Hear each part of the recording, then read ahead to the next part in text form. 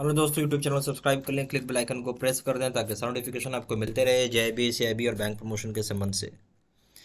हम यहाँ बात कर रहे हैं जेआईबी का principles and practice of banking, question bank number 6 है। यहाँ पे छोटा एक अनाउंसमेंट करना है क्वेश्चन बैंक को स्टार्ट करने से पहले। हमारे पास जेआईबी का कोर्स है जिसमें आपको दोनों के दोनों कोर्स मिलेंगे, यानी short term course plus in depth video. Short term course है कि जहाँ आपके पास मात्र 10 मिनट का ही समय है, तो आप ये कोर्स करिए, बड़ा इफेक्टिव है। या फिर आप चाहते हैं पूरे कोर्स को एक ही दिन में ख़त्म करना, तो भी पॉसिबल है। ठीक है। और इसको ये इतना है कि आप पूरा पढ़ के आराम से पास कर पाएंगे। इन डेप्थ वीडियो उन लोगों के लिए जो आराम से डिटेल्ड वे में पढ़ना चाहते हैं, इसके लिए आपके पास 2 महीने का टाइम होना चाहिए, तभी आप ये कोर्स कर पाएंगे। दोनों जगह सेम ही चीज़ है। आपको स्टडी वीडियो लेक्चर कोर्सेज रहेगी, दोनों जगह केस स्टडी का वीडियो रहेगा, दोनों जगह 13,500 क्वेश्चन बैंक है, दोनों जगह 30 मॉक टेस्ट है और रिवीजन नोट्स होंगे। यहाँ पे सिर्फ जो एक अंतर वो है वैलिडिटी को लेके, 6 महीने की वैलिडिटी और इसको है लाइफ लॉन्ग का वैलिडिटी। ठीक है। प्रिंसिपल्स का पेपर करेंगे दाम 800 रुपये, और यहाँ प्रिंसिपल्स का करेंगे दाम है 1200 रुपये, यहाँ अकाउंटिंग का दाम 1000 रुपये, यहाँ पे 1500 रुपये, यहाँ लीगल का 800 रुपये, यहाँ 1200 रुपये, कॉमन पे करेंगे दाम है 2000 रुपये, यहाँ दाम है 3000 रुपये। हम स्टार्ट करते हैं क्वेश्चन। पहला क्वेश्चन है, market provides a platform for trading of existing securities and price discovery there of.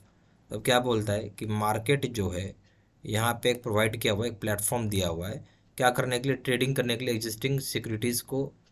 ठीक है। और यहाँ पे प्राइस डिस्कवरी उसी हिसाब से होता है। तो मार्केट में एक प्लेटफॉर्म प्रोवाइड किया हुआ है। क्या प्रोवाइड किया हुआ है? एक प्लेटफॉर्म दिया हुआ है जहाँ पे आप ट्रेड कर सकते हैं एग्जिस्टिंग सिक्योरिटीज़ के ऊपर, और प्राइस डिस्कवरी उसके ऊपर बताया हुआ है। ए ऑप्शन है primary security market, B option है सेकेंडरी मार्केट, सी ऑप्शन है मनी मार्केट, डी ऑप्शन है इंश्योरेंस मार्केट। अब ये बताइए क्या होगा पहला ऑप्शन। तो देखिए, नेचुरल सी बात है, जो मार्केट प्रोवाइड करता है प्लेटफॉर्म ट्रेडिंग करने के लिए प्राइस डिस्कवरी, वो सिर्फ और सिर्फ सेकेंडरी मार्केट में होता है। ठीक है। जिसको हम बोलते हैं स्टॉक एक्सचेंज। क्या बोलते हैं हम लोग इसको, सेकेंडरी मार्केट को स्टॉक एक्सचेंज। नाम सुने होंगे आप इसका। ठीक है। चलिए, question number 2, under which of the following circumstances bank need to give notice to the customer before exercising right to set off. बोलता है कि आपको किस फॉलोइंग सर्कमस्टांसेस पे बैंक को नोटिस देना पड़ेगा कस्टमर को एक्सरसाइज करने से पहले, राइट टू सेट ऑफ। ये करने से पहले आपको नोटिस देना पड़ेगा कस्टमर को। A, when customer is expired, यानी कस्टमर मर चुका है। B, when customer has gone abroad indefinitely, जब कस्टमर एब्रॉड चला गया इंडेफिनिट टाइम के लिए। C, when garnishee order has been received, जब गार्नेसी ऑर्डर, या गार्नेसी का ऑर्डर मतलब समझते हैं क्या होता है? गार्नेसी ऑर्डर क्या है? गार्नेसी का मतलब हो गया कोर्ट का ऑर्डर। ठीक है। गार्नेसी ऑर्डर क्या हो गया? कोर्ट का ऑर्डर हो गया आपके लिए। ठीक है। तो ये अगर आपको रिसीव है, when attachment order has been received, ये अटैचमेंट ऑर्डर आपको जब रिसीव हो जाए तब। इनमें से कौन सी बात सही है आपको ये बताना है। तो सही ऑप्शन क्या हो जाएगा इस केस में? इस केस में जो सही ऑप्शन हो जाएगा, जब कस्टमर कभी एब्रोड चला जाता है एकदम इनडेफिनिट टाइम के लिए, तो यहाँ पे आपको राइट टू सेट ऑफ करना पड़ता है क्वेश्चन, क्योंकि अब क्या प्रॉब्लम है, यहाँ पे कॉन्टेक्ट ही नहीं कर पा रहे हैं कस्टमर से। ठीक है। क्वेश्चन नंबर 3 है, mister Ashok Kumar issues power of attorney. ठीक है। Mister Ashok Kumar issues power of attorney in favour of mister Amit Kumar. तो मिस्टर अशोक कुमार ने क्या इशू किया? पावर अटॉर्नी इशू किया इन फेवर ऑफ किसका? अमित कुमार को। कब किया है? जुलाई 31, 2021 को किया है। और इनकी मृत्यु हो गई, क्या हो गया? डेथ हो गया, डाइज। कैसे? कैसे का मालूम नहीं, December 3, 2021 को। हमारे branch, your branch receives on December 26, 2021 through clearing house two cheques, one of which is signed by Mr. Ashok Kumar on December 12, 2021. Cheque will be paid, we cheque will be paid. अब सवाल क्या है कि mister Ashok Kumar issue किए थे power attorney किन के नाम पे? मिस्टर अमित कुमार के, July 31, 2021 को। और उनकी मृत्यु हो जाती है, यानी अशोक कुमार जी की मृत्यु हो जाती है 3 दिसंबर 2021 को। हमारा ब्रांच को रिसीव होता है एक चेक 26 दिसंबर 2021 को। और यहाँ पे 2 चेक है जिसमें से एक साइंड किए हुए मिस्टर अशोक कुमार। ठीक है। जिन 12 दिसंबर 2021 को। तो क्या हम चेक को पे करेंगे? नहीं करेंगे, ये ऑप्शन है। बहुत मतलब 2 तरह का चेक था, एक चेक अमित कुमार का था और एक चेक था अशोक कुमार का।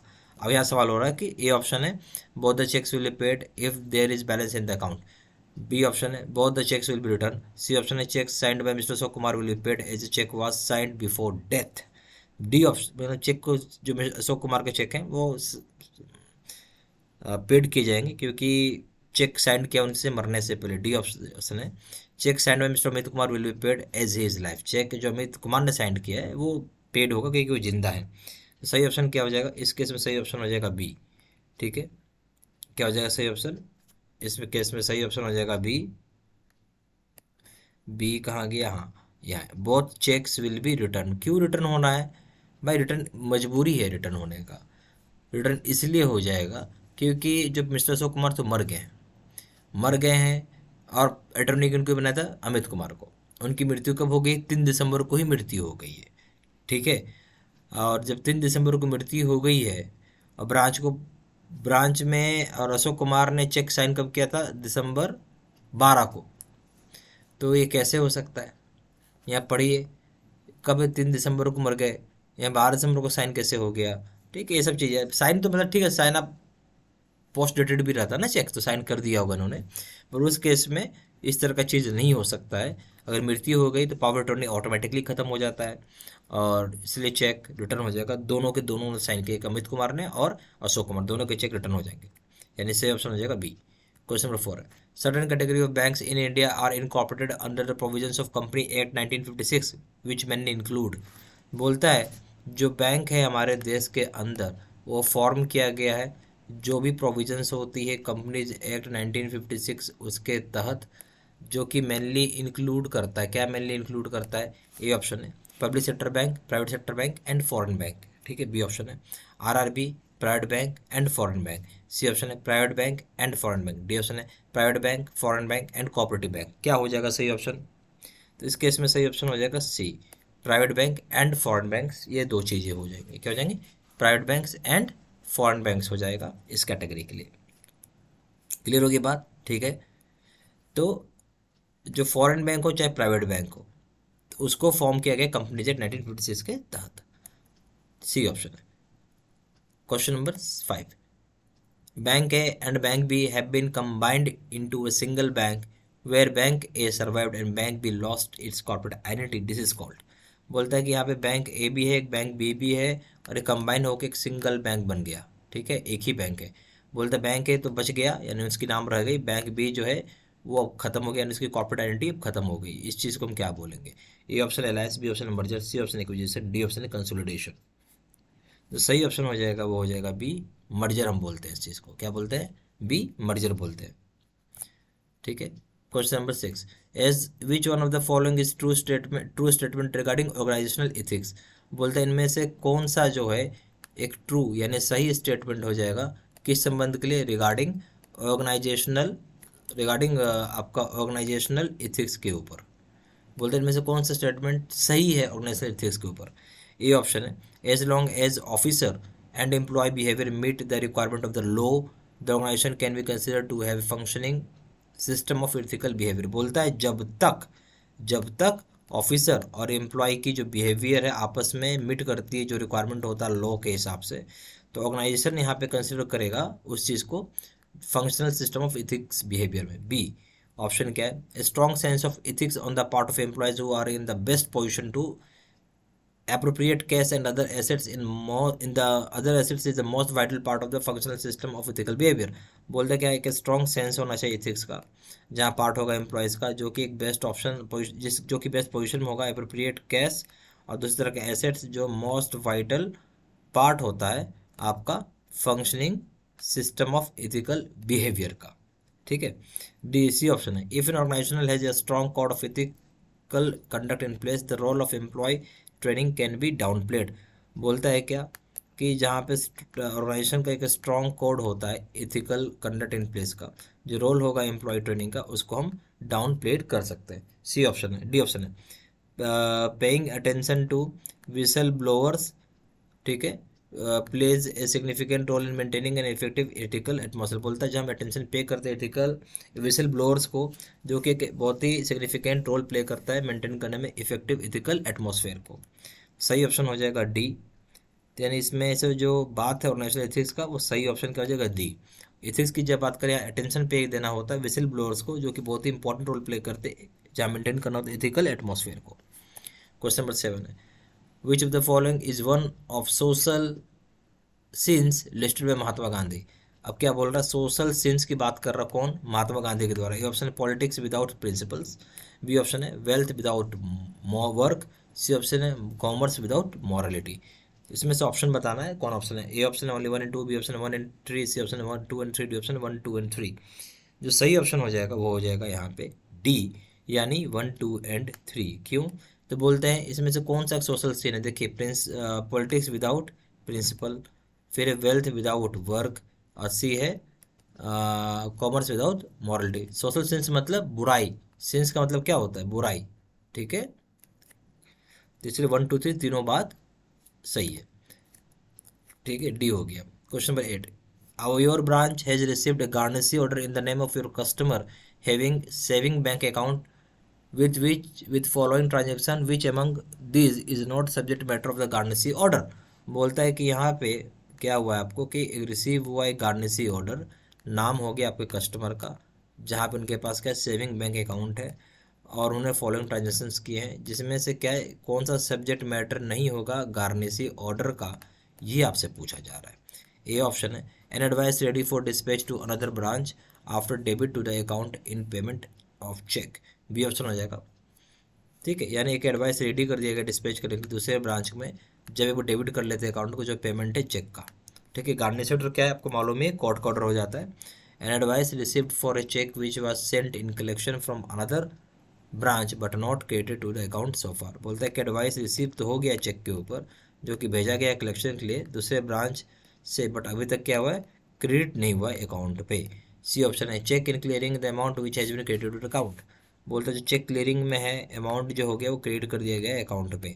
डी ऑप्शन है an amount of ₹4,000 relating to his wife's account credited by mistake to the account of customer. बोलते जो 4,000 रुपये का अमाउंट है वाइफ के नाम पे, वो गलती से मिस्टेक से क्रिएट हो गया कस्टमर पे के अकाउंट में, किसी और कस्टमर के अकाउंट में। सही ऑप्शन क्या हो जाएगा इस केस में, सी हो जाएगा कि जो चेक है क्लियरिंग में, ठीक है, अमाउंट को क्रेडिट करना पड़ेगा। तो क्योंकि ये क्या है, सब्जेक्ट मैटर नहीं होता गार्नेसी का, शब्द का ध्यान से सुनिएगा। गार्नेसी के केस में सब्जेक्ट मैटर क्या नहीं है, जो चेक क्लियरिंग में गया हुआ है तो अमाउंट को क्रेडिट कर दिया जाता है अकाउंट में। क्वेश्चन नंबर 9 है, dash is the first national level network in India which was commissioned in February 1991। तो क्या बोलता है कि आपका जो पहला नेशनल लेवल का क्या होना चाहिए, पहला नेशनल लेवल का जो नेटवर्क है हमारे देश में, भारत में, ठीक है, वो कब बना था, कमीशन हो गया था फरवरी 1991 में। वो क्या है, A option internet, B option I net, B option bank net, C option V set. क्या हो जाएगा सही ऑप्शन, सही ऑप्शन हो जाएगा C, bank net, bank net. ठीक है, क्वेश्चन नंबर 10 है, impact of IT on banks can be. जो आईटी का क्या इम्पैक्ट होगा बैंक के ऊपर, वो पूछा जा रहा है। ए ऑप्शन है change in organisational structure, B option हो जाएगा change in organisational orientation, C option हो जाएगा change in service delivery channel, D option हो जाएगा ऑल द अबव। सही ऑप्शन क्या हो जाएगा इस केस में, जब हम इम्पैक्ट की बात कर रहे हैं आईटी का बैंकों के ऊपर, तो सारा चीज़ आएगा, चेंज आ जाएगी ऑर्गेनाइजेशनल स्ट्रक्चर पे आ जाएगा, चेंज हो जाएगी ऑर्गेनाइजेशनल ओरिएंटेशन में, चेंज हो जाएगा सर्विस डिलीवरी चैनल पे, यानी सारी बातें सच है, इसलिए ऑल द अबव हो जाएगा। ठीक है, अच्छा, यहाँ पे हमारे पास दो तरह का कोर्सेज है जेबी का, एक short term plus in depth, ये दोनों जगह ही मिलेगा, चाहे आप ये करो चाहे आप ये करो। ठीक है, तो यहाँ पे क्या है कि शॉर्ट टर्म का मतलब है वैसे लोग जो मात्र 10 मिनट ही पढ़ सकते हैं, क्योंकि ऑफिस में काम रहता है बहुत सारा, तो वैसे लोगों के लिए ये सबसे बढ़िया है शॉर्ट टर्म। या फिर आप चाहते हैं कि एक ही दिन में हम पूरा कोर्स ख़त्म कर लें, तो उसके लिए शॉर्ट टर्म काफ़ी होता है, पर्याप्त होता है, इतना होता है कि आराम से आप हंसते खेलते एग्ज़ाम को पास कर जाएंगे। इन डेप्थ वीडियो उनके लिए जहाँ पे आप 2 महीना समय दे सकें, क्योंकि यहाँ वीडियो काफ़ी डिटेल्ड में होती है। दोनों जगह वीडियो लेक्चर कोर्सेज होगी, दोनों जगह केस स्टडी के वीडियो, दोनों जगह 13,500 का क्वेश्चन बैंक है, दोनों जगह 30 मॉक टेस्ट, दोनों जगह रिविजन नोट है। अंतर जो हो गया वह वैलिडिटी को लेकर 6 महीने का, या वैलिडिटी जो हो जाएगा ये लाइफ लॉन्ग है। ठीक है, प्रिंसिपल का पेपर करेंगे दाम 800 रुपये दाम, 1200 रुपये अकाउंटिंग के करेंगे 1,000 रुपये दाम है, 1500 रुपये लीगल करेंगे 800 रुपये दाम है, 1200 रुपये कॉपी पे करेंगे दाम है, 2,000 रुपये दाम है, 3,000 रुपये। ठीक है, ज़्यादा जानकारी के लिए फ़ोन भी कर सकते हैं। फ़ोन नंबर हो जाएगा 4x9685127। दूसरा नंबर है 7827546946। वेबसाइट में जाकर डायरेक्टली ऑनलाइन ऑर्डर प्लेस कर सकते हैं। वेबसाइट हो जाएगा www.jibcibstudymental.com। ईमेल आईडी हो जाएगा seedsina123@gmail.com। ये सारी इन्फॉर्मेशन मैंने इसी वीडियो के डिस्क्रिप्शन बॉक्स में भी डाल दिया है। Thank you.